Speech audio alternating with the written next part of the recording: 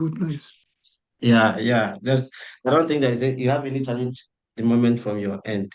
Okay. So yeah, I believe everything has been sorted out. Okay. So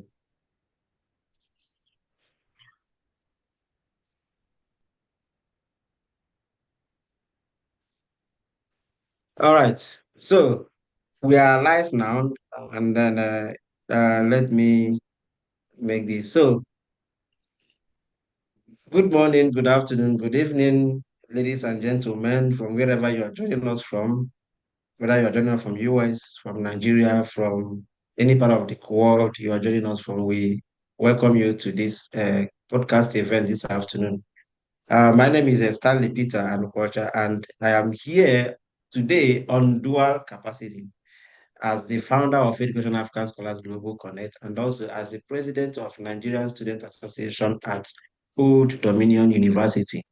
And we are happy today to host a quintessential fellow, Oh my a God. professor who has actually distinguished himself in his field of study. When I was having private conversation with Professor, I discussed, after listening to his conversation, I said, Prof, I think the whole world needs to hear your story because when he was speaking, I was like seeing myself in him in the sense that I see that, in fact, after listening to him, I told myself, I'm not yet where I want to be, but I am on the right track to where I want to be. Going by his story, I saw lots of similarities with his career trajectory and my career trajectory so far. So I'm happy to have Prof in our midst today, and um, Prof is a very um, good speaker whom I'm very happy to have this conversation this afternoon with. So Professor Emeka J. Okoli is featured guest of our special event today, and he is an educator, a retired professor, communication scholar, Christian minister, and a strategic communication advisor. His academic work has been associated with mass communication and journalism, including service at Norfolk State University here in the state of Virginia, United States of America. And his scholarship focuses on communication, intercultural understanding, mass media, and as an international student in the United Kingdom. He won first prize in an essay competition organized by the United Kingdom Council of Overseas Student Affairs and became the first foreign student nominated to the Council's Board of Scholars. He later earned his PhD from the research examined the experiences of African students in the United States. As you can see, he's qualified to handle this topic. The topic he's going to handle for us today,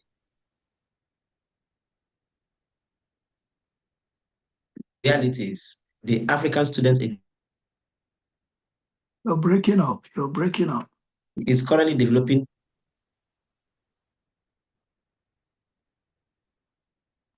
things. He's going to talk to us about how to keep your identity while adapting to the new culture and how to turn cultural shock into a leadership tool. Ladies and gentlemen, join me to Prof. Say hi to the Hello, everybody. This is a privilege to be here. We're battling with technology, Prof. but we'll win.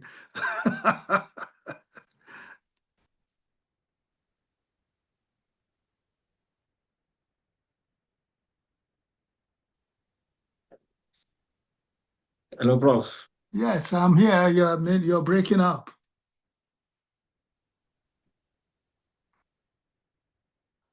You are breaking up.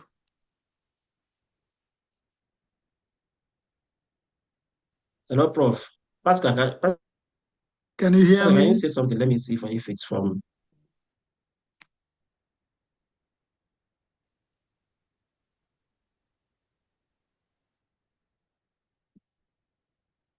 I think we can hear you, but You're I can breaking hear up. him. You're breaking up very badly, Stanley. Pascal, can you say something from your end? Hi, can anybody hear me? Yes, I can hear you, Pascal. Okay. Can you hear me? Of Of course, I can hear you clearly. Yeah. overview, let's hear this topic of discussion today, which is expectations and reality, the African students' experience in the United States of America. Can you just walk us through what it's all about? Very good. Thank you, Stanley. It's a privilege to really be You here. have the floor now, Prof. Thank you. It's a privilege to be here, and I really look forward to our interaction this afternoon. Um, I believe I'll be addressing two groups of people today. The first one is people who are wanting to enter, and the people who are already in, who are wondering what to do with themselves. Those are the two groups of people I think this topic will be dealing with today. I think it is appropriate to set the parameters, the boundaries, or the foundation of our discussion today. Our topic kind of highlights two key parts of it. The one is pre-departure from one's own country, and then the other one, entry into the other country. Both ends of the topic have their own issues that must be properly balanced if the individual is going to make it. First of all, from the pre-departure end, you have the individual battling with some expectations that may not work out in reality. For instance, I remember many of us before departing to the United States thought that every part of the United States was like Hollywood or something like that. But not we in that mindset, you don't know that there are people sleeping on the street in Paris, in London, in New York, and things like that. So that is reality. The more we prepare ourselves with properly grounded expectation, the easier it is to deal with reality. So our topic today marries both of them. Some of us have already come in and the reality has hit us in the face. Stanley brought out a topic, a concept, culture shock. That is the leveler. It makes you see reality the way it should be seen, whether you know it or not, whether you're prepared for it or not. I have gone through it. I have lived it. I have studied it. And I want to tell you, if expectation doesn't marry reality, you're in for a real shock. I'll leave it at that. Thank you, Prof. Thank you, Prof, for that overview and that background information you have shared with us on this general topic. And I want to have some guided questions that I'm going to ask you in this podcast event, which will shape our further conversation as how your career has moved from point A to point Z, because I believe that you are in the apex of your career trajectory at the moment. So I'm going to do that. Then maybe towards the end or at some point, I can maybe call the audience and see if one or two persons have any question to ask based on what you've said. So, Prof, let's start from your early life and foundations. Can you take us back to your early years in Nigeria and share how upbringing shaped your educational and career aspirations? First of all, I thank God for the kind of parents I have. My parents were the type that loved people, loved God, and they were willing to give whatever they had so that the next person might have just a little more to make life more meaningful. So I was a protected child. I mean, growing up in Nigeria, I am Igbo from southeastern part of Nigeria. And of course, most people know it's historical that in 1967, the whole world of the Igbos shattered. I was 20 years old then. That should tell you how old I am now. And my ambition kind of dipped. My ambition, like those of many of my colleagues, dipped with the result that the 3 years of the war turned young individuals like me into mature adults, whether they liked it or not. Those of us who were protected started protecting our parents, supplying, doing whatever we could to make sure our parents were alive. And then at the end of the war, it was like we were let loose again to try. And that was when all of a sudden we started striving to more or less catch up. You know, to catch up, I had become 3 years older because of the war. So I felt that there was a loss of time that must be made up. And basically that formed the foundation. And in fact, within the wartime and soon after, I I I committed myself to Christ, and that has been the foundation of everything I have done, been wherever I have gone, and whatever I have survived in life. Let's hold it at that. Thank you so much, Prof. I'm very happy to hear about you and hear that you're actually with Christ. And like I always tell young people out there that whatever you are doing and you've not involved Christ in what you're doing, I mean, you're joking. So you can run, you can do whatever you want to do.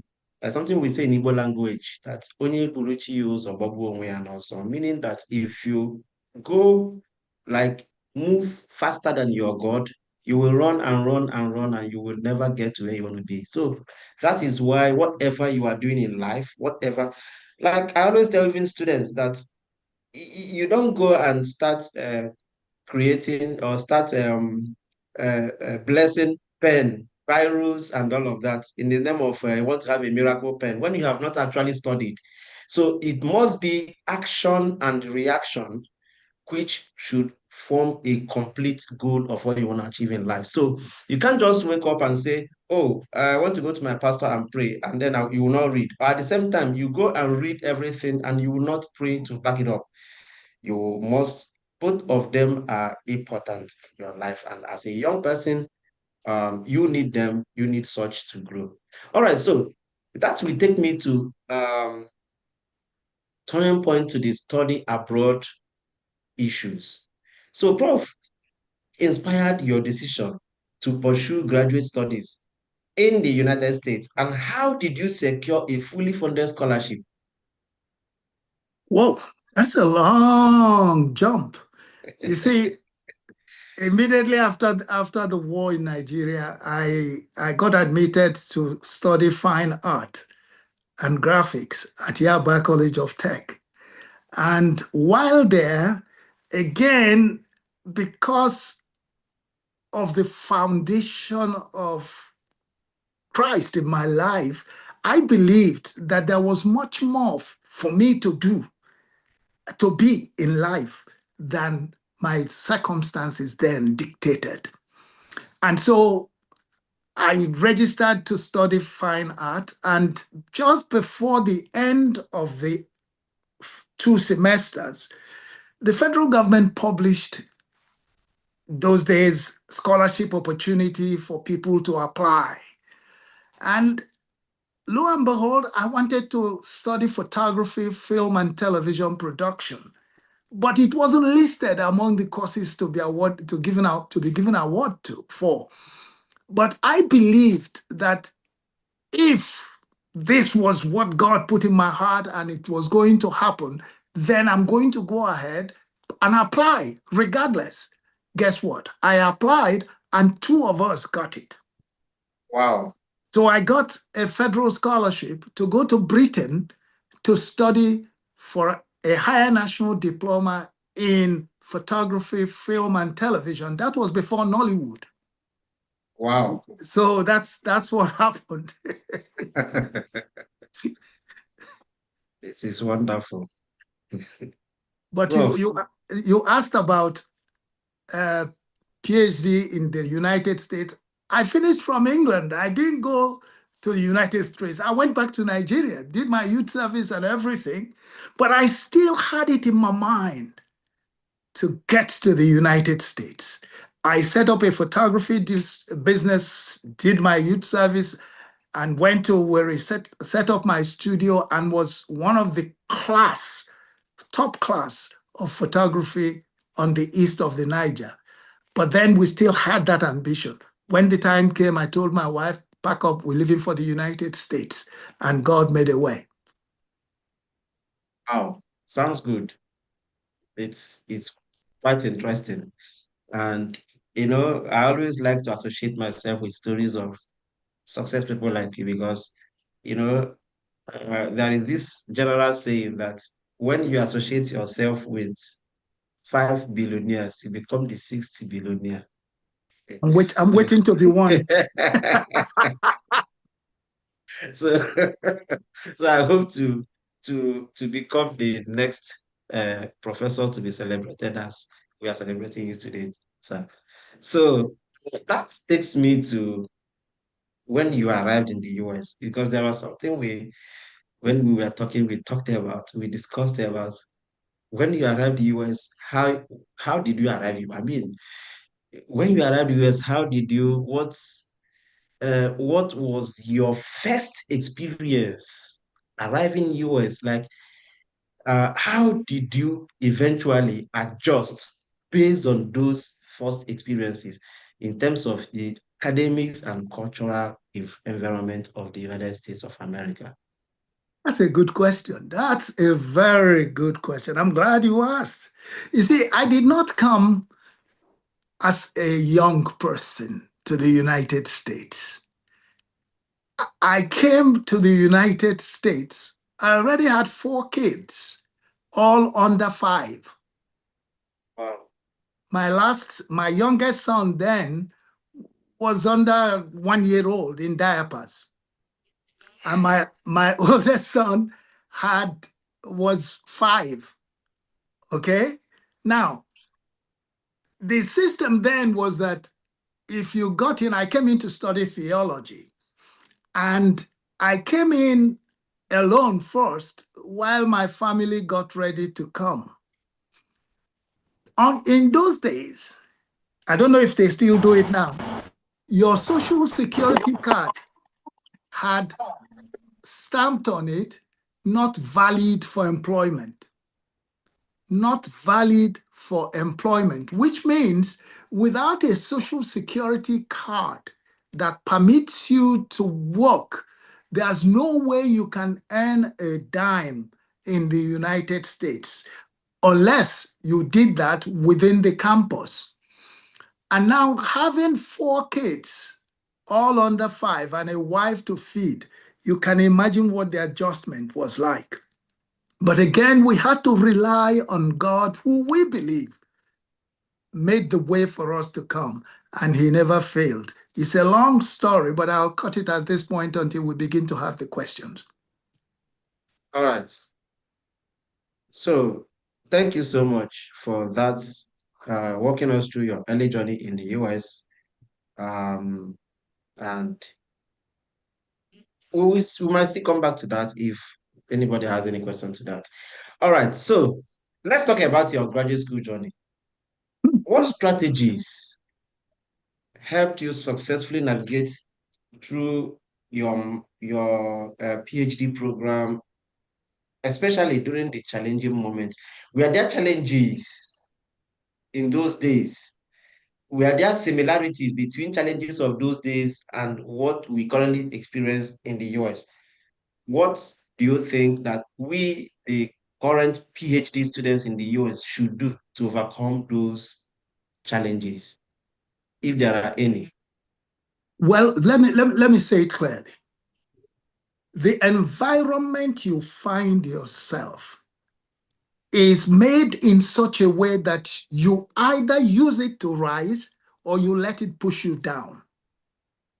When I went for my PhD, I have a wife, and I have children to take care of. Howard University is about 3 hours journey from where we lived. My wife was alone in Virginia Beach taking care of 5 and later on 6 kids. So I did not have the luxury of hanging out. For me, every minute was accounted for. Let me not bore you with the issue of taking care of family while carrying the elephant called PhD program, because that is beyond your experience now. But you asked a question, how did you navigate?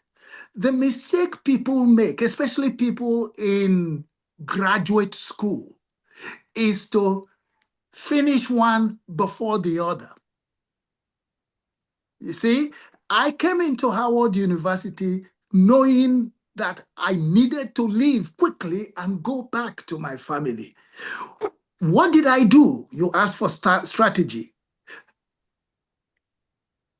I used my coursework to write my proposal. Wow. Let me say that again. I used my coursework to write my proposal. What people normally do is to finish their coursework before they begin to write their proposal. How did I change that? If you gave me an assignment to do literature review, for instance, or to decide on a topic, I used my topic, predetermined topic, as an assignment. I developed it and submitted it for grading. I filed it. Literature review, I did the same thing. Methodology, I did the same thing. Analysis and result and all the rest of them, I did the same thing, which means within a space of 1 year, I had completed my proposal and filed it away. While my colleagues who started 2-3 years finished their coursework, were waiting to write their proposal, I had already submitted my proposal for approval. With the result that normally they allow you 7 years to do your PhD. By the end of the first year, I had my proposal ready. I submitted with my colleagues who started 4 years before me. It came together. And by the time they knew it, my proposal was approved. I started writing. I became what they call all but dissertation. And at that point, if you're blessed, you can take up a job as an assistant professor or instructor somewhere. So I left Norfolk, came in within a space of 13 months. I had gone from a bright-eyed graduate student to a person who now has opportunity to gain employment as an assistant professor. So within 13 months, I had filed my proposal. And guess what? Just like God, my colleague another Nigerian boy, who was ahead of me, I had fellowship. My PhD I did on fellowship. He had 2 jobs, 2 job offers, one to Delaware State and one to Norfolk State University. Because he knew me well and regarded me as a brother, he called the vice president for academic affairs in Norfolk and said, look, I want to go to Delaware, but I have a brother who lives in Norfolk and who has just finished his proposal and is ready for work. Would you consider him? They said, yes. So within 13 months, I went from going into a PhD and becoming an assistant professor. Wow. At Norfolk State University. It comes from academic strategy. If you understand that, you will not spend all the time in the world trying to follow one by one by one. Professors may not like you for it. They may think you're very ambitious, but it's okay. It's my life and it's my strategy. So that's what I did, if you want to know. Thank you, Professor. That sounds very, very interesting. I mean, it's very good. It's very good to hear uh, that there were so many strategies you put in place, which actually shaped your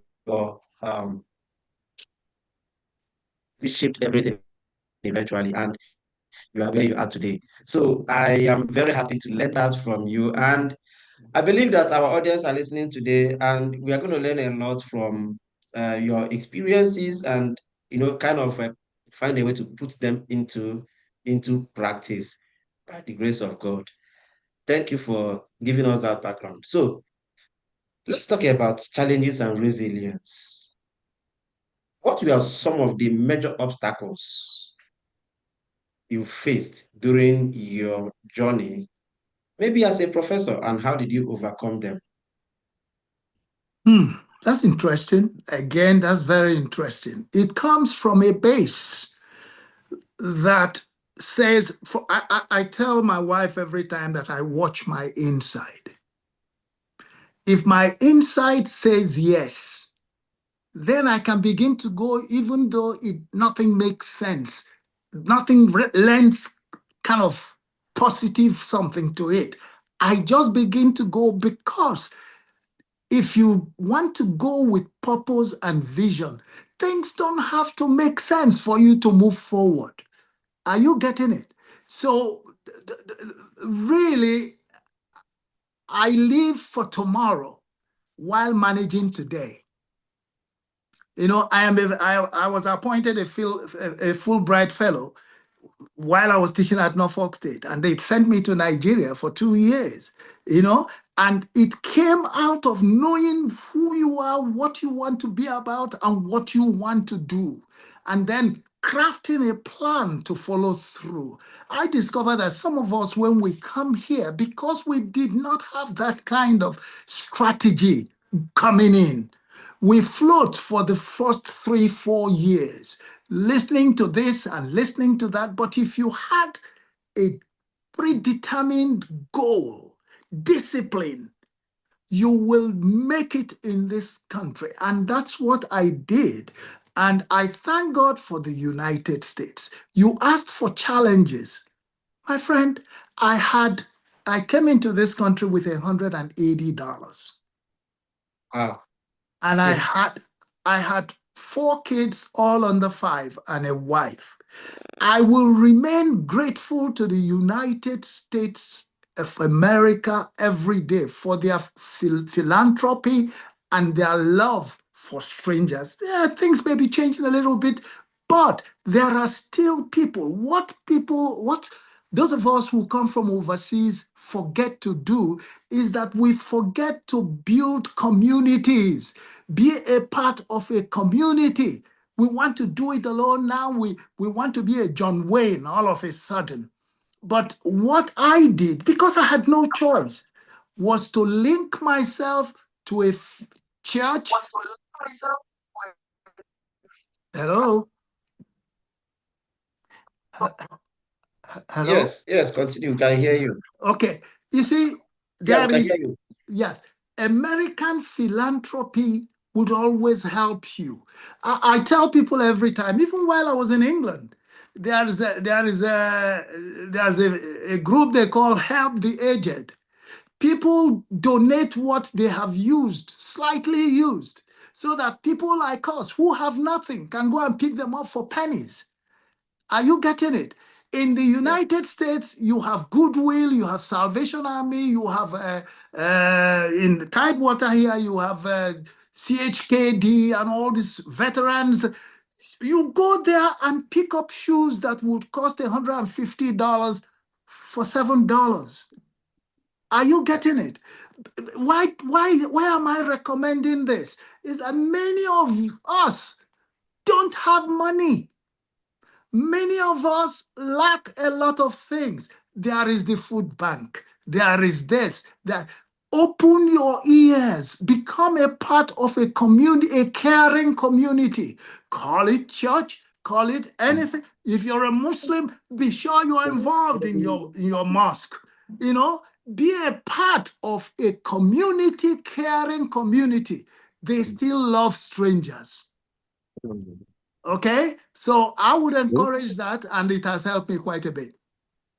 Wow, that sounds very wonderful. I mean, hearing that from you, and it's kind of uh, resonates with what I always try to tell young people whom we mentor in Education African Scholars Global Connect, who are actually coming to the US. In most cases, before they come to US, we try to hold a webinar session to let them know that you cannot make it alone in America.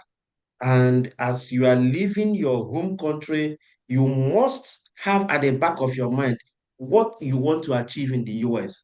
And what we always tell them is that the kind of people you associate yourself with upon arrival to the United States of America determines, will either make or mar you. So while you're coming, decide where you want to be, decide what, and be intentional from the day one in achieving those goals. And just like you said, building a community is very, very important.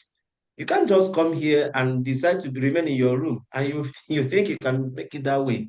How do you build community? Just like you said, you have mentioned some of these places, and here in ODU, most of the things we are doing now, especially as Nigerian Students Association, is to connect with other organizations within and outside ODU, so that we will build a network of people who have gone beyond us.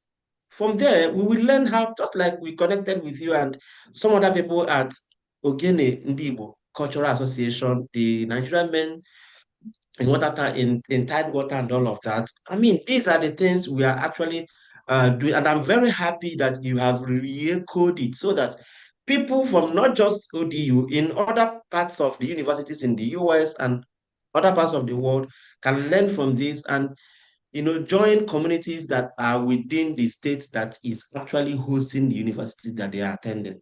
Thank you for that uh, uh, kind of eye-opener you gave to us in that area. All right, Prof, let's discuss a little bit about what you define as success in academia. Hmm. So, what does success in academia mean to you? And Okay. what accomplishments are you most proud of from your career, say, professor? Okay. You see, I thank God for my father. My father told me when I was growing up, make people, don't make money. If you make people, people make money. Yeah, sounds And good. and you see, people use people to make money instead of making people make money. Those are two different things. And that has been the guiding principle of my life. Now, when I got back to Nigeria as a Fulbright fellow, I wrote a proposal to the US Embassy. And I said, look, give me a grant and I will bring 32 bright-eyed student leaders from campuses all over the country, from Maiduguri to Port Harcourt. They came. They came and spent 4 days. The US government gave me a grant that brought them through my organization, Kairos Leadership Institute. Now, today, many of these young people are leaders in their own communities. For me, as a teacher, that is satisfying. to see these young people become something. You know, last time I was traveling, I came to the airport at Norfolk. I was busy minding my business, waiting for my flight. All of a sudden, the local news people were hunting for news about a lot of things, like they usually do. They walked up to me and said, "Look, you look like you're traveling. What is blah, blah, blah?" I talked with them just like I'm talking with you now. And when we finished, the camera person, like I told you, I taught photography at Norfolk State University. The camera person told me, "Professor Okoli." I said, "Who are you?" It happened to be one of my students. Guess what? That made my day. That made my day. I wasn't teaching because I needed the money. Yes, I needed it. My career as a teacher is to make people.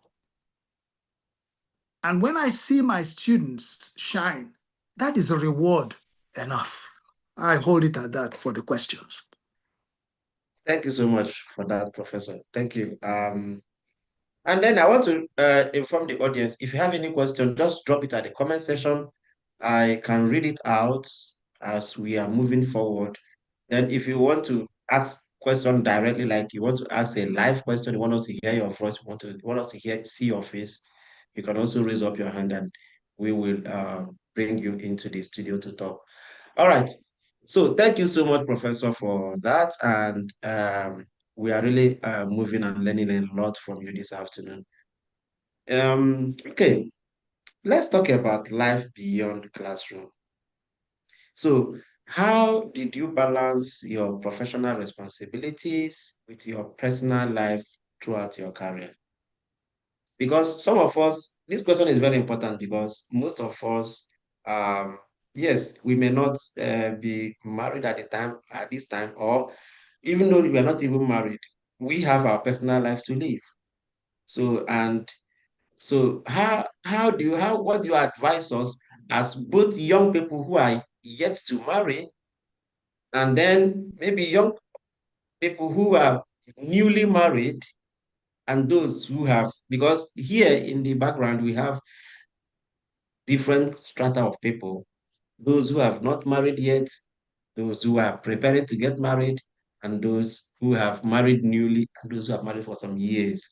So how did you balance your professional responsibilities with your personal life throughout your career? Thank you very much. My life is, I tell people, the person you marry determines how far you can go. Sounds good. The person you marry determines how far you can go. I tell everybody, my wife, apart from my faith in Christ, my wife is at the center of my universe. Wow. I'm not kidding you. I've been married for, you don't want to know how long. But I tell my wife every time, to marry and stay with a rascal like me, you need Nobel Peace Prize. Yeah, you see, because my wife went into master's degree 3 times and had to suspend all that because of the children and because of me. If she hadn't done that, all the story we're telling wouldn't happen. Today, she doesn't have a master's degree. Wow. Yes, she doesn't. She gave it all up that I and the children be able to go forward. It's not easy. And secondly, you marry what you're not. If you look at a properly balanced marriage, if the man is a talkative like I am, the wife doesn't talk. When you see my wife, you will know. You know, so oftentimes people look for beauty. That can fade as quickly as this. But the thing that makes a person is on the inside, and you don't see it. No wonder the Bible says, he who finds a wife receives favor from the Lord. Wow. I have been very privileged. I have been very privileged. I owe it all to my God and to my wife, who I am today talking to you. Prof, I picked out one word in what you just said now. Marry what you are not. Yes. Thank you. Thank you for that statement. Mm. And I will work with that statement for the rest of my life. Bless your God. Yeah, thank you, sir. Thank you so Mm. much. Mm. So now let us reflect on immigrant experience or like immigration issues. Mhm. Looking back, how would you like describe your journey as an international student who became currently a US citizen and a retired professor? uh, you know, Considering the fact that, there has been lots of changes in the immigration uh, issues and all of that, and you know that at the moment the immigration policies may not be the same with what it used to be during your own time. So, what do you advise some of us who are currently facing complete shift from what it used to be when when you got your papers to now? What do you advise us to do to be able to, get to where you are? Let me say this. Deep where you are, premature comparison will not get us anywhere. I mean, can you imagine how bad could it have gotten to have 4 kids, all under 5, and a wife to feed, and have a social security card marked boldly, not valid for employment? You see? Not valid for employment. I remember those days. A guy picked me up and said that he had a contract with Farm Fresh, that I should help him clean. From 12 o'clock till about midnight, till about 3 a.m., I will be using buffing machine to clean the floor. At the end of the week, guess how much my salary was? $50. You see, but the thing that kept me, somebody else will say, for goodness sake, I could have, all this kind of nonsense. No, no, no, no, no. You are always blessed in the area of your service. The situation now is perfect for somebody who has a vision and who has a heart to serve. Are you listening to me? Yes, yes. If you're a taker, somebody, the gimme type of person, this system now will deal with you. But if you make yourself relevant and useful to the host, if you make yourself relevant and useful to the host, look, people don't throw away something they value. And even today, it's even more important that you, as an international student, you start from your campus. Please don't break the law. Don't bend the rules. They come back to bite you. If the government says, do X number of hours on campus, be the best you can be there. Go over and above. Your professors are watching. When it comes to something that requires trust and hard work and dependability, guess who will recommend you? They will. But if you start doing all these shady things people do, you're going to get into trouble and they'll throw you back as a bouncing ball. You know? Yeah, so that's it. Don't try to bend the rule. It swings back to hurt you. You know? Thank you so much, Prof. I mean, that was so insightful. I mean, there is something you just said now. You said, um, if you are a taker, this system will bite you seriously. So, it's kind of resonates with what I always tell people that if you don't take care, If you're not careful, the system will vomit you. So, and when the system vomits you, you're in trouble. Just like you just said, if you need to be relevant to the system. And if you're relevant to the system will definitely be relevant to you. Mhm. Throughout my time since 2022 that I came to US till date, I have really had lots of, um, uh, you know, successes as a result of how relevant I have been to the system. I'm just like 1 year old in my currently my PhD, and I'm receiving one of the best award. In the next 2 days, I will be celebrated by my university, giving me an award as the best PhD student in 2025-2026 academic year. And these are things that it's a long life built process which resulted to that, and I give God the glory for that. I don't take those glory. I give God the glory for who gives us the opportunity. So Let me, these are let, the things. it's not to cut you off. You Yeah. see, when people come to me as a leadership consultant and say, I'm planning to go for a job interview, what I ask them is this: find out what keeps the CEO awake at night. Position yourself as the solution to that problem, and you got the job. Wow. How do you do that? You see, when we were growing up, you didn't have the internet, you didn't have information galore, right? If I want to go for an interview at ODU, for instance, in a particular department, I want to look at the strategic plan of that place, their vision, their mission, their objectives, and all that. Master that one, because they are not going to employ you outside that boundary. They will use those parameters to choose somebody who will help them do it.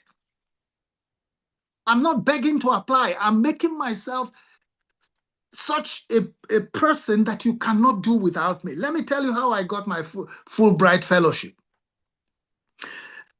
I came to my office while I was teaching at Norfolk State. I had always wanted to go to Nigeria and make some difference. I came into my office that morning and something in me said, check Council on International Education, CIEE or something like that website. I went there and scrolled down and found that they had a place in Abuja, University of Abuja, but it just closed. I said, whoa. Something in me said, continue to scroll. And all of a sudden, few clicks down, they just opened it. I picked up my phone and called Washington, D.C. and said, listen, this is who I am. This is my orientation. This is what my study, academic interest. And I'm interested in going to Nigeria to help them deal with interethnic conflict. Guess what? They said, wow, do you want to apply? I said, yes. Guess what? Before you could say anything, my name showed up. They said, apply. Are you getting it? So no matter what the system is doing, there is always room for those who are willing to go the extra mile in the interest of the community. Always. I leave it Thank at you that. for that. Thank you for that. No matter how the system is, people will still scale through. Yes. Thank you for bringing us to that point. And with that, I take you to the next question that I wanted to ask about advice, maybe general advice on navigating life abroad. So, what practical advice would you give to young people about staying focused, law abiding, and making the most opportunities while studying or working, as a matter of fact, in the US or any other country, not your home country? Always ask yourself this question. For instance, in your departments, there is something that needs attention. It may not be a paying thing or something. Volunteer, volunteer. Volunteering gets your foot in the door. For instance, if as a student of mass communication and all the rest of them, you know how to do camera work and all that, and all, or how to write scripts, is it possible to volunteer just to hang out at the production place if they will let you? And keep contributing, keep doing something. They are watching. All of a sudden, a space will come out. Somebody will call out sick, and they say, my friend, you've been helping with the camera. Why don't you come and fit in? What if the person doesn't come back? Through the back door, you have the job. You see, we monetize everything. We ask how much would it give to us, not how much service would we give, even pro bono. Young people now are so impatient. They want everything to be paid for, even to show you how to do something, they want to bill for it. But you forget that the good you do today will come back to be the leverage you will use to go up. I tell people, what you do for somebody like me just might be good for you in reference when you need somebody to do a reference for you. Can you see how much will that be worth in terms of dollars and cents? But until you have the right mindset, it's not going to work. You're doing the heavy lifting yourself. Use your network, for goodness sake. I was in Senegal, Dakar, Senegal, about 10, 15 years ago doing consulting work. And my host said, Prof, let me take you somewhere. She took me to a corner of Dakar, and I saw young people just hanging out doing nothing. I said, what are these people doing here on Sunday morning? She said, Prof, you won't believe it. They are waiting to cross in this boat. She showed me some boats. They were waiting to cross the sea in all these makeshift boats. And I'm like, what? They want to go over to the other side where they would have big Hollywood kind of homes. But you forget that between the boarding and the exit, you may not make it. Yeah. She took me to another corner. Another group of young people. I said, who are these now? She said, they are waiting to board those pickup trucks to drive across the desert. You know, come on now. My heart broke. You may have a vision, but a vision that is not managed with wisdom will lead to shipwreck.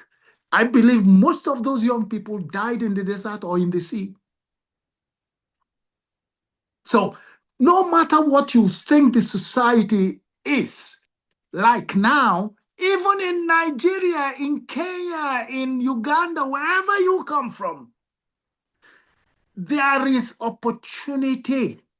If not, when you look at around you, there are people who are still making it, who don't want to leave to go anywhere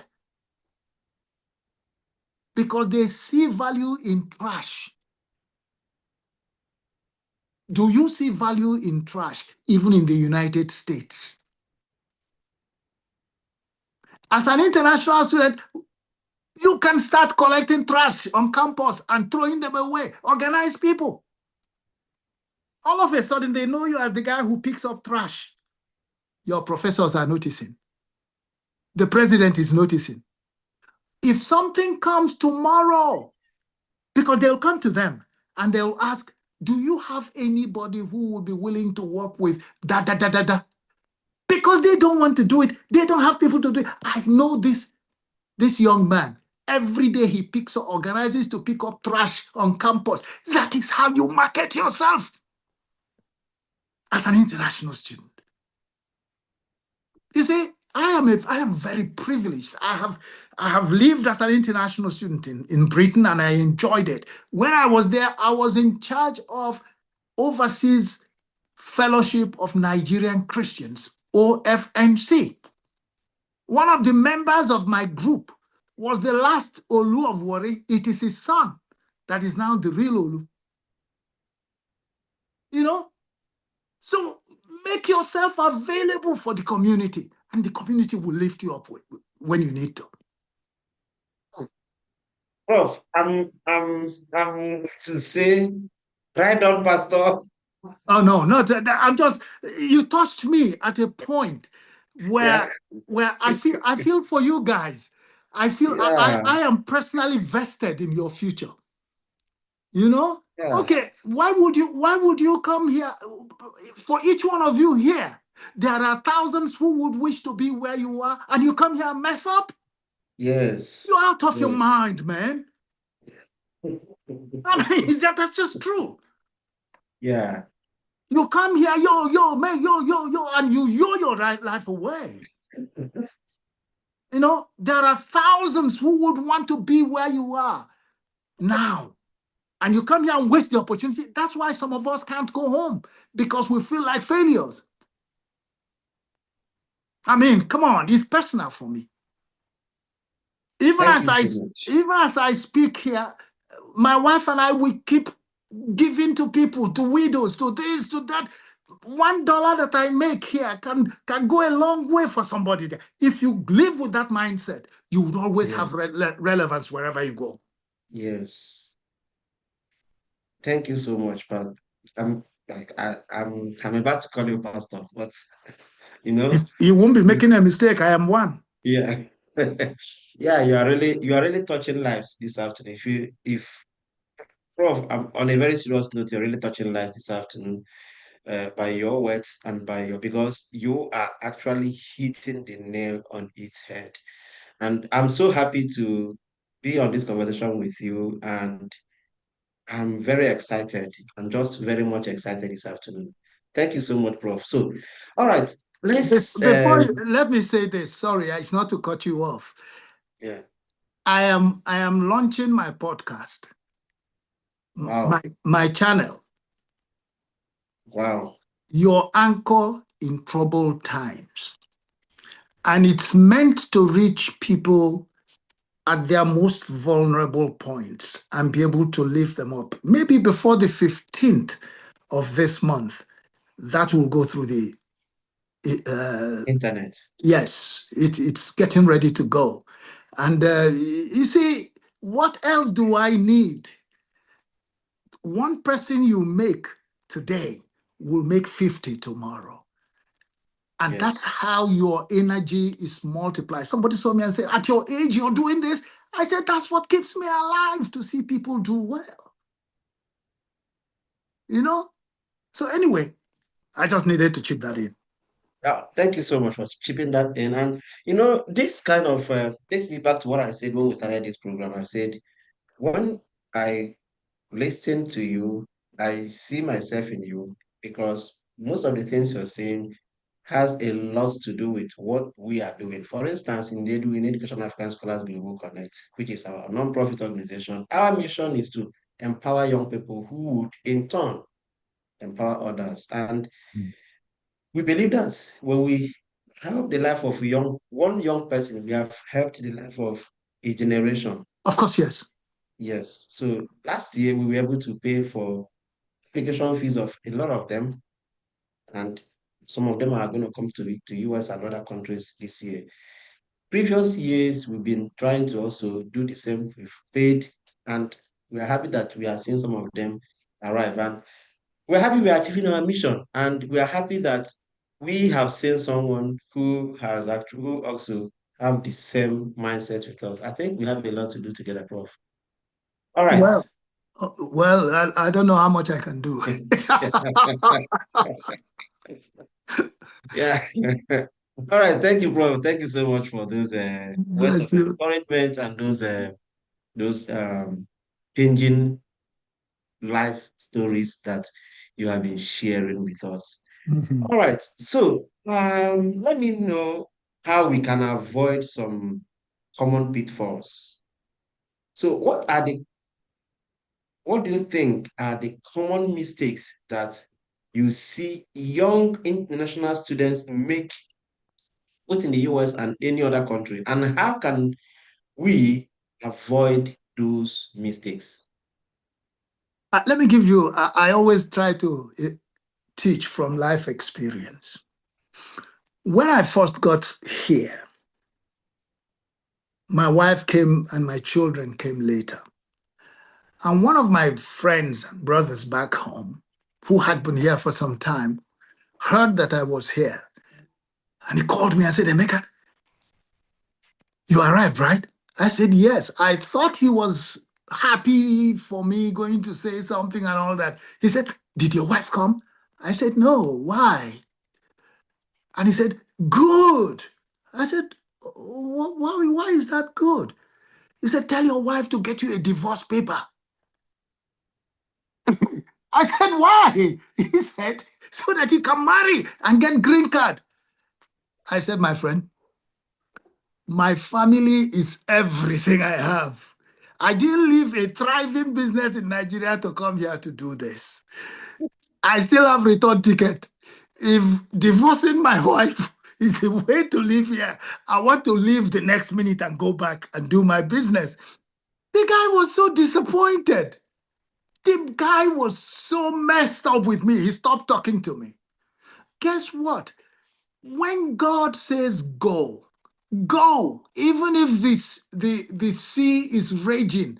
Do you know 6 months later, I got green card, my children, everybody got green card. Wow. You got to stand for what is right. It pays. This young man has gone through his sixth wife and Wow. still not living with one. And I'm still living with my own.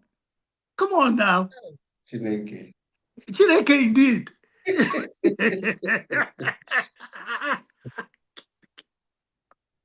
You know, so please, I beg you guys, deep where you are. The Bible says you'll be blessed at your place of service. You are now international student, serve people. Serve people, even in your vulnerability, and somebody will give you a hand up. That's the way it works. Givers never lack, and lackers never give. Try it. I'd rather give my last dime because the what you give away you get. I was at Sam's club and I saw something on the wall there. I picked up my phone immediately and took a photograph of it. I think it's one of the Mrs. Walton or something. She said, "It's not how much you keep that distinguishes you. It is how much you give away." That hit me like a ton of bricks. Hmm. Come on. You see people, for instance, in our country, you see a person having 15 cars, high-end cars, and you don't drive one of them. When there are people across the gate, hungry, come on. You have 300 houses, what for? That's painful. You know, I tell people, I work here, but I live there. How can you imagine a woman living on less than 20 cents a day? And I'm here. It doesn't make sense to me. So you're asking about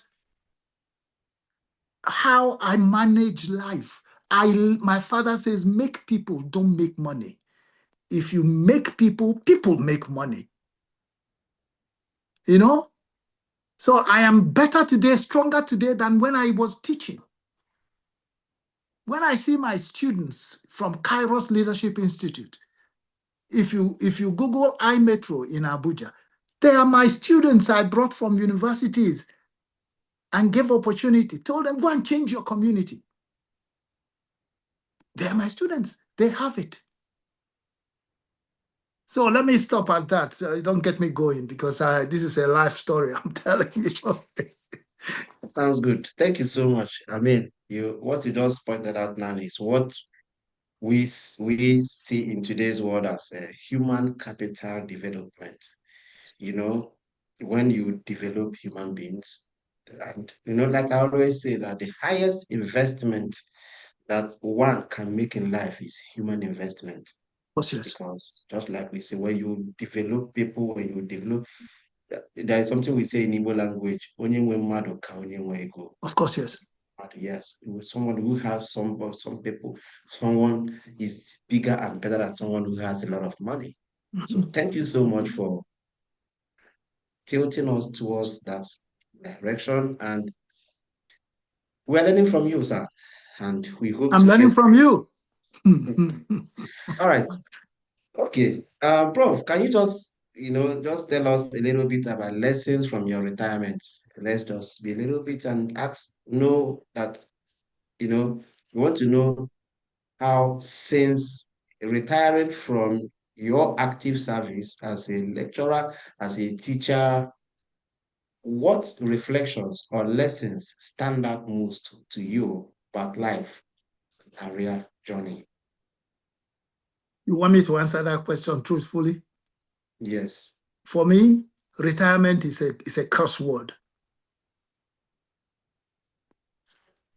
The day you stop dreaming, you start dying. Hmm. This one touched me. It doesn't make sense to me. The day you stop dreaming, you start dying. When people say retire, what's that? There are people around you that need you. There are people around you that need help. Can you do that as a retiree? Forget it. I'll go there, I'll jump in and do something. So for me, retirement is a curse word. I'm not interested. Association of Retired Persons, they write to me. I say, okay, I don't mind, send it, but I'm not a part of you. Get burnt out helping people, for goodness sake. You come from Nigeria, you see how miserable people are there. I mean, why would I be comfortable here when there are people going to bed hungry, dying? Go to Bangladesh, go to all these places. My wife and I, we've spent years. We've gone to India twice, 3 times. That's not the life of retirement. That's refinement, if you like, if there's any such word. I am released to do the things I've always wanted to do. So when you retire, let me know. I'm retiring. Oh, really? Okay. I can never retire. If I you may retire, but will never be tired. No, but you see, always find something to do for the next person, and your life will be regenerated from within. Yes. Yeah, that's how my wife and I we've lived. Thank you so much, Prof. Thank you for that insight. And you just made me to understand that there is never retirement until we find ourselves under the 6 feet. I don't mind. Exactly. Yeah. And even when we get there, we'll even be doing something from there. The memory you left behind will continue to speak. Exactly. Legacy behind. And of course. And yeah, and that takes me to the next question that I wanted to ask about building a lasting legacy. What does it take to build and have to build a meaningful and lasting career that others can look up to? Let me say this. Your life is an open book for people to read. because they watch you deal with the same issues normal mortals deal with. Success is an inside job. You succeed from within. I tell my wife, I watch my inside. If my inside is not right, nothing is right on the outside. So when you talk about legacy, I mean, legacy it comes from what you leave behind. I'd rather leave people behind. There's a woman they call Dorcas in the Bible. This woman she was a tailor. She spent her life sewing and giving to people who didn't have. All of a sudden, she became sick and died. And people, the women she had helped, came together and said, no, we won't let this woman die. They came to find out that Peter was in the area. They sent for him. And when he came and prayed, Dorcas came alive again. Your work would always succeed you, outlive you. I mean, when you have some of our country people who have 20 Mercedes high-class Lamborghinis packed, never used. One of them can feed a whole village. You know, it doesn't make sense. I wish I have that opportunity. I will spread it all over the place and have 10,000 people start businesses. You know? So that's my retirement, if you like. So if you have any money, bring it, I'll spend it for you. Sounds good. Okay, thank you so much for that. Thank you. When I grow up and make that money, I'll bring it up. You've grown up. Begin to spend the $2 you get. If you don't, you won't spend 2 million. I'm telling you. Yeah. All right. That and with what you said about all you've said about giving and giving back and all of that, I want to ask just a striking question about strategic impact and giving back. So, have you been involved in any strategic projects or initiative aimed at giving back to the society? And there any future plans or legacy projects you hope to pursue to support the next generation of young people? You asked this question. My wife and I, we just supported the registration of Ridgemont Family Foundation in Abuja. I don't mind telling you this. And before this time, we were supporting 100 widows every month. Every month. Every month. We did it for almost 3 years. Wow. Before the idea of a foundation came up. You see, you have to create a system to outlast you. Legacy is built in systems, not in people. So Ridgemont Family Foundation has been approved by Nigeria, is there. And the same way we formed RF Cares here, a 501c3 organization, so that if I have any extra money, I can give it to them to give to these people, so that it will be legit. You can follow the money trail and get to the people who it was supposed to help. That is the way you create a system to outlast you. If not, the day they look for you, the whole thing stops. But if there are systems in place, it will continue without you. You don't want to be the one carrying it. Yes. You know, so this is what I personally go to bed with every day. Those widows, yes, they are important. Those young people who cannot go to school, you know, They are the people I live for. My children, I'm privileged to have all my children here. But there are people who have children who can't feed them. Is there anything I can do to help them? Professor or no professor, it's a thing of the heart. And my wife and I, we started it when we didn't have anything, almost 25 years ago. Wow. So it's a mindset. Thank you so much. So when you talk about retiring, you're just trying to truncate the help going to people. What am I retiring for? Wow. Wow. Building a system that uplifts you. That's legacy. That sounds very wonderful. That sounds very, very intriguing. And that's kind of because just like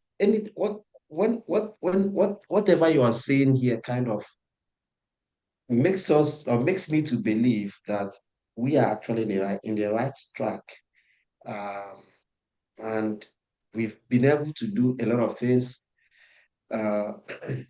Most of the things we've done, we've actually done it right from what you just said, because like I'm trying to mirror what we do with what you are saying that you guys have been doing. Because just like in Education African Scholars Global Connect, when I arrived in the United States, before this organization, we started expanding it to the level it is today. It was like a one-man show when I was in Nigeria. We started it at People Empowering People. But then, for the fact that I don't want this vision to die or to die with me or to end up with me, I came here and they said, let it become a community organization that with or without me, Edu Africa remains. And today, we have built that structure.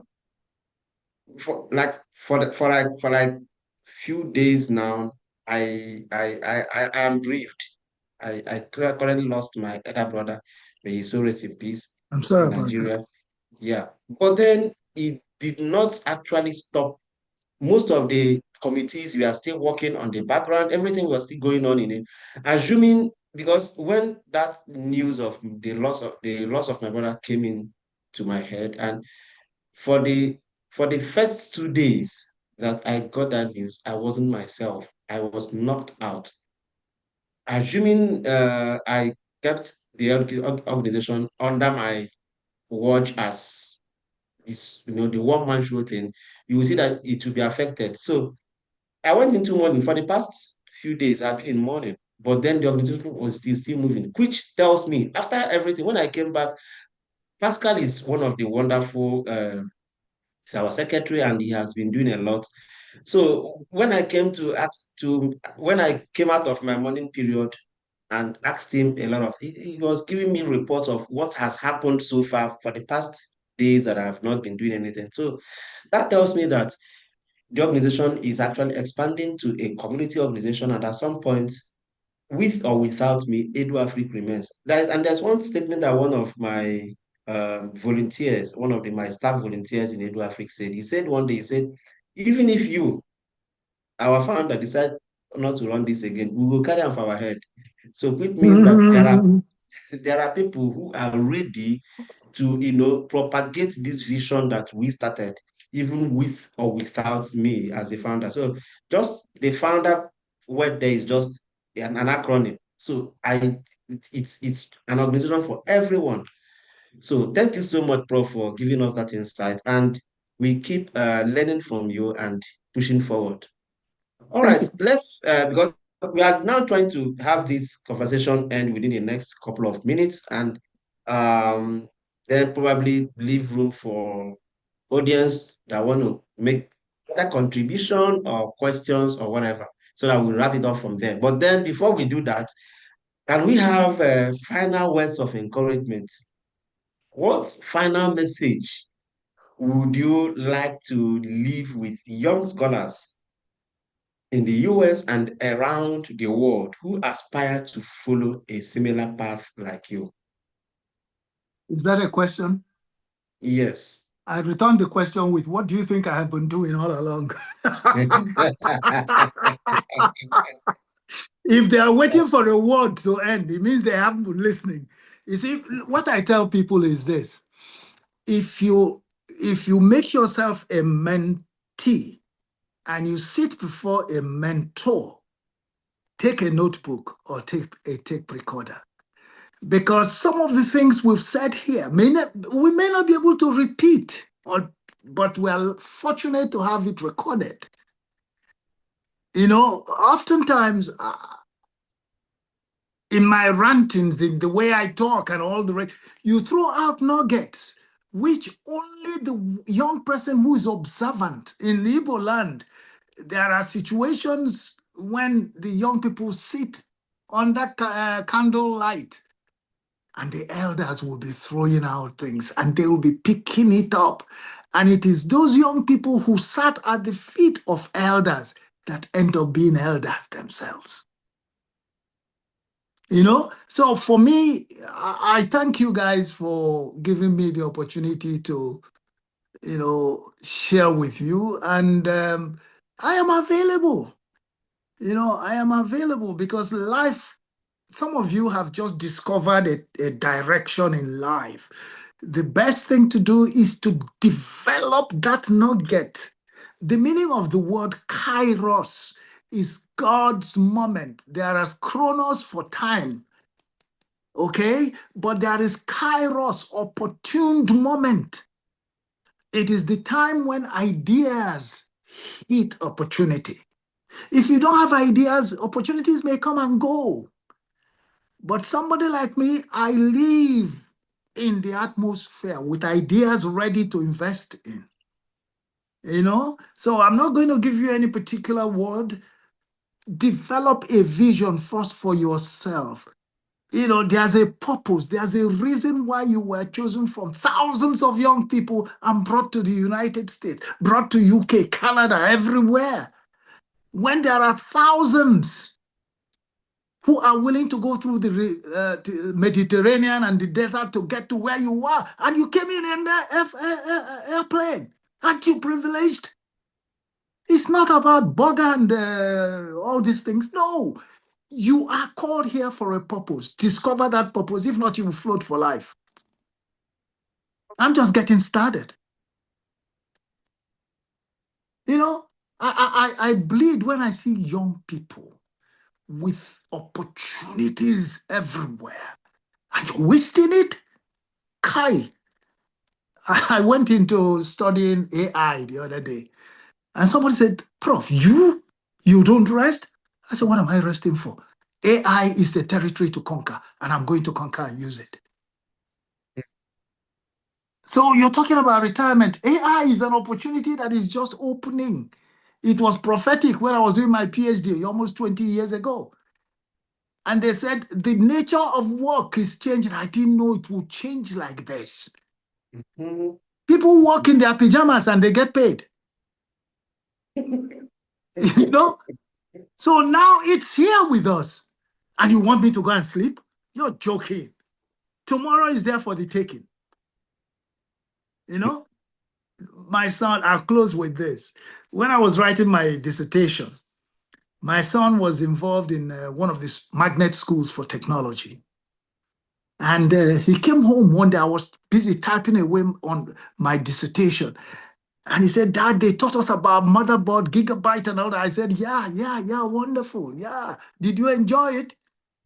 And he looked at me and kept quiet. I could feel his eyes drilling a hole through my brain. And all of a sudden I looked up, I said, Bobby, what? And he said, Dad, you don't get it, do you? I said, you were talking about motherboard, gigabyte and all this. He just shook his head and left. You know what? It's over 25 years ago. I made up my mind that my children will not outstrip me in technology. Wow. From that point, that was a turning point in my life. Yes, these things happen. If your antenna is up, you catch them and run with them. That is the Kairos moment. And I wish you Kairos moment. Thank you very much. Thank you, Prof. And I think you you are actually overcoming the technology age by what because when we started this program, your technology was not good, but then you were able to sort it out and look at it. Very wonderful. So Your technology was not good. It's your I give it perception. to yeah, so I was just going through the comment section and I see a lot of conversations going on there and there are a lot of uh encomiums, coming from the audience to you for your insightful conversation and your insightful words here. But then I think I saw one or two questions which I would probably want to bring to your notice so that you might want to, say one or two about it. So this is coming from the audience. He said, I think he started from saying for every giver, and that question is coming from Chooks. And he said, for every giver, and that includes him, he said, that includes me, which is him, often suffers a dirty fate of betrayals. Hence, I'm sure that he is very, very sure that you have suffered the same fate, probably in your advancement or in your charitable projects. Now, his question is this: how have you been able to manage betrayals and expectations? Well, listen, I am a Christian and I have been for more than 50 years. There was a story of the donkey left by the wayside. Guess who asked for him? Christ said, go and bring that donkey. That donkey is my hero. And when Christ sat on top of that donkey, wise people brought their Gucci suits and were putting them on the ground for the donkey that was abandoned to walk on. Now, the danger there is the donkey can say, wow, I'm an important donkey. Look at these people putting things down. It wasn't you, donkey. It's the guy on your back.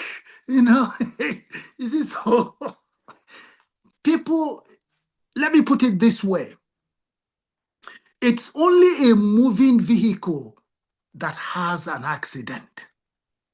One that is not moving can only have something fall on it. If you're making progress, you expect betrayal.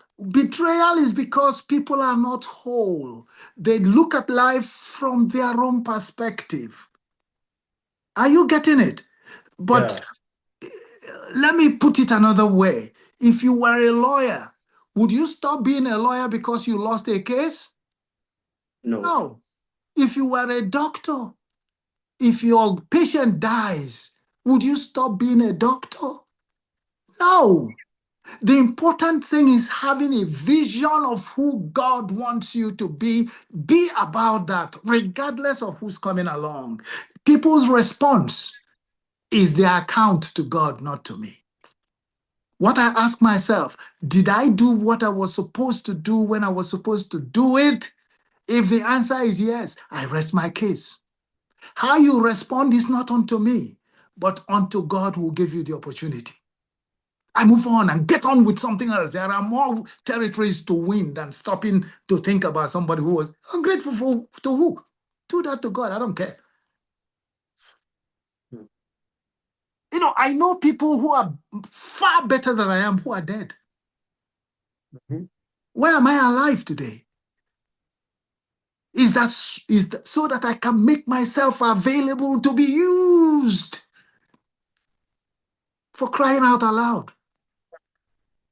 Okay, Jesus healed 10 lepers, right? How many came back? Only one. Oh, now. Can you see? So that's my answer to that. Keep doing good. Forget about, if you're looking for reward from people, that is when you talk about disappointment. But if you do things as unto God, how they respond is none of my business. Did I do what I was supposed to do when I was supposed to do it? If the answer is yes, I move on happy. Thank you so much for that. Thank you for that insight. And like I said, anytime you give your answer, I always tell beat my heart and say, yes, you're on the right track. Because I would say that just like in Edu Afrique, within the short period we've been on air, we've helped numerous, but only very few of them, you know, come to say thank you or to, give back as we expect. But then I always tell people, I'm not, I don't care about, I don't care whether you give back or not. I care about the more people that we are able to help. And because if you keep expecting from people, that is when you will be disappointed and you might be discouraged if you put your mind there. So you don't put your mind in expectations. Forget about people, forget about what they want. Look at what God, I'm telling you out of experience, God has really rewarded me in one way or the other. So that is good enough for me. And I don't expect anything from people. That's just it. But let me And tell you, that is, it's not to cut you short. yeah, If you're going from ODU to Virginia Beach, yes, do you stop to calculate how many lights will be red and how many will be green or yellow? none, none. It's not important. You just take off. Yes. If it is red, you stop. If you don't, you get a ticket anyway. If it is green, you go. That is life, for goodness sake. That is life. Anybody who comes into my life, there's a reason for for the person coming. What I'll check on my inside, what can I do to make his or her life better than it is now? My Yeah. response to that enables me. And guess what? Givers never lack, and lackers never give. That is the difference between a river and a lake. A lake never gives out and it stinks. But the river keeps flowing, man, and it's fresh. I'm not, you said retire. Can you see why I can't retire? I cannot. I cannot, man. So life is just beginning. Somebody asked me, Yeah. at your age? I said, no, I'm only 24. Your eyes are deceiving you. Thank you so much, bro. Bless you. Thank you so much for that. I mean, just like you are saying, as much as I still appreciate a lot of young people we've actually helped in Edo Africa, because most times because like I am now, I don't even take records of those that have benefited from what we are doing. But in most cases, I'll just be on my own. Someone will send me a WhatsApp message. Hello, sir. I'm happy to let you know that I have gotten admission. You remember that you reviewed my SOP I was like, what did I even review this person's? I can't remember. So I don't remember a lot of them. And in most cases, sometimes I come to my LinkedIn, someone, oh, hello, sir. I was part of what you guys did the other day, and these testimonies are coming in. And we thank God for that. And what I always tell them, whenever I see that sort of testimony, I say, go to God and thank God for what He has done. Let And somebody else with what the blessings you've received.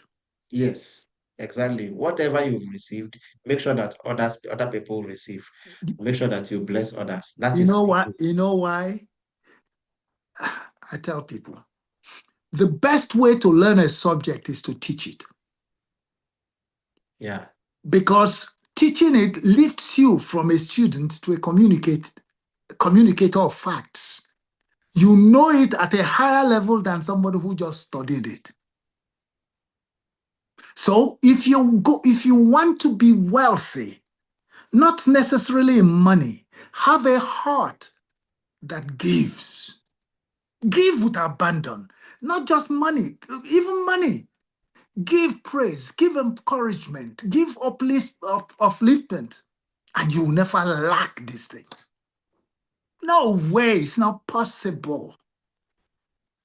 Anyway, I'll send you to my page, Anchor in difficult times, in trying times. It's coming. Look out for it. You know, Prof, I'm like I said earlier, I'm forced to tell you, right on, Pastor, but let me not. If you say that, you'll be right. If you say that, you'll be right. I've been in Christian ministry for almost 40 years. Wow. So I'm not, I mean, for what? You know, pastors are people who encourage, even though you have things now that call themselves pastors that don't come. So I'm not saying, you That know, one, that one will be a matter for another, a very big yeah. conversation we can have for a Only whole day. God knows who is the pastor. Yeah, thank you so much. I You're think I have welcome. one more question here, and then I have some encomiums. Like I said, a lot of people are here commending you, and I'm happy to see that people are actually gaining from what you're saying. I'll still, but let's take the last question, and then I can look at some of the encomiums that are coming to you and kind of read them out, and we maybe wrap up for the day, because I think we want to wrap up this thing in the next couple of minutes, maybe the next 10 minutes we're out of this place. So now the question says, is coming from Linda, says, Professor or Prof, is there a time you have felt cheated in life? You watched people you have helped doing better than you. How did you manage this situation? Wow, that's a good question. Yeah, very Look, intelligent question. please do well, do better than I am.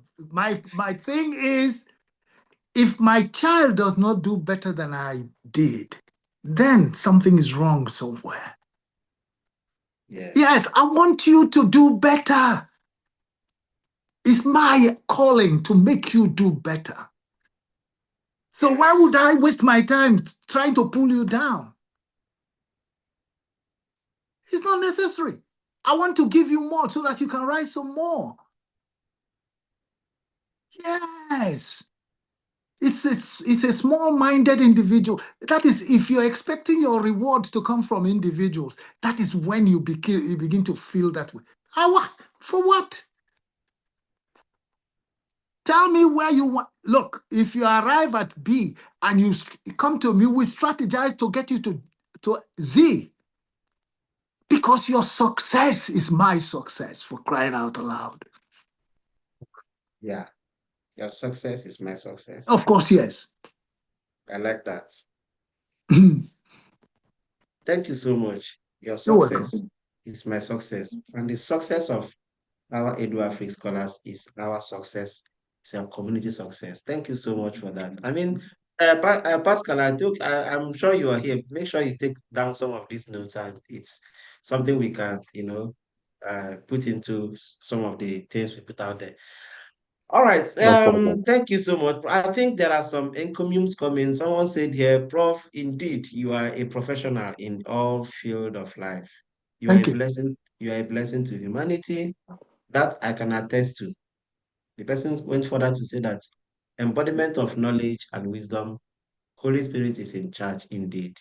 Thank you. That's a very nice one. Thank you so much for that. And that is coming from Chinedum Ezeneche. So thank you. And then someone said, preach it, Dr. Okoli. He said, the person is forced to say, preach on, doctor, preach on, professor. He said, what an incredible inspiration. You are indeed. May God's blessing continue to abound in your life in Jesus' name. Amen. He now said, what I admire the most is the fact that your philosophy, values, and work are grounded in the word of God. Wow, this is inspirational. All right, thank you. And that is coming from Susan Odunuwe.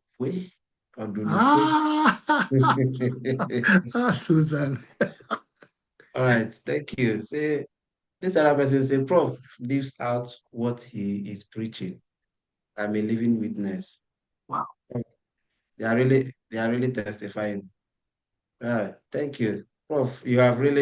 Thank you so much, Prof. I mean, I believe that young people, like I said, when my first conversation with you, I saw myself in you, like I said before, and I saw clearer where I'm heading to, because your advice kind of turned around a lot of things, and I saw clearer where I should be. And you have this gift of changing lives. You have this gift of inspiring people, inspiring young people. And that was why I said I cannot be inspired alone. I need I need this inspiration to go viral. And I'm happy that today it has gone viral. A lot of people are there watching. I can see a lot of people on the YouTube channel, and also here on Zoom, because we made it that you can join from anywhere. If you want to join from Zoom, if you want to join from YouTube channel, you can join. And we are having these conversations today, and people have actually gained. And it remains, the one good thing about this is that it's on record, and forever it remains there, that people can even watch and watch and watch and watch. This is one of the videos that I will be in whenever I'm reading my book. I'll just put it on my phone and be listening to it as I'm studying my book. Yeah, because it's You can now see why the inspiration to start my social media presence is a very strong thing on my heart. And we yeah. want to, with your anchor in troubled times, we want to be on YouTube, on all the social media platforms within the next 2 weeks. So people should look out for it. We'll be there, and I'm excited about it because from A to Z, people, and it will go in very many languages. From German to Italian to Spanish to French and all this, all over the Wow. world. Wow. Because wherever you go, you have people who are hurting deeply, regardless of the divides. People are people and things are happening to people. And so my heart bleeds for them. And this platform that I'm setting up, I believe that God will use it to touch people where they live, regardless of geographical location. Congratulations in advance, Prof. And I'm promising you that Educational African Scholars Global Connect will help to market this, at least when it comes out, and we would probably be collaborating with you as we move on in this process. I mean, Thank you. we can talk about it, and tell our young people to actually be part of this conversation, because the issue of or inspiration does not end. It's something that is lifelong. Learning, people learn. That's why I always tell that. I always say that in life you learn, unlearn, and relearn. Yes, God. That Yes. is what makes you whom you are today. So, and just like you said, retirement is not for anybody, because even after retirement, you're still learning. Even as a professor, just like you said, you are now going into learning AI. So even as a professor, you are still learning. So it means that learning is a continuum, it's a continuous process. Of course. And until you die, you keep on learning. So Of course. thank you so much for putting us through that process. And with that, we want to thank all our audience. We want to thank everyone who joined this conversation today. Um, it has been a very insightful conversation. It has been a very wonderful outing today, being the 3rd day of May 2026. Yeah, thank you all for your active participation. And thanks to my crew members at EduAfrique. Thanks in a special way to Pascal, our secretary, who always set up this. That guy is a very wonderful guy. He always set up this anytime that guy, sometimes I used to ask him, do you even sleep? Because he is in Nigeria, and sometimes I chat him up around maybe 7 p.m. of our time here, which is about 2 p.m. in Nigeria, or 2 or 1 a.m. I say, this boy, they sleep. He will still reply me at that time. So, so yeah, and he has been a very wonderful guy, struggling to, be here and on other countries, and I'm telling him that one day, your dream will definitely come true, because you are in the right track. I've seen him do a lot of things, and not just him. We have a lot of crew members who set up things, create our WhatsApp. Our WhatsApp page is always active. Our Facebook, our LinkedIn, we have people handling it, all these young people handling it. We have our websites, those, in fact, we have a lot of people, and these guys are doing these things freely without asking for anything, because they have seen that the organization is not even making any money. I mean, the organization is actually giving out whatever from our own out of pocket. We do all of these things, and they were like, what even if they cannot give out money, at least they can give out their talent, and they are all putting their talent to make the organization to work very well, and we are happy. So thank you, our crew members, for always setting up this, and we are looking forward to the next conversation.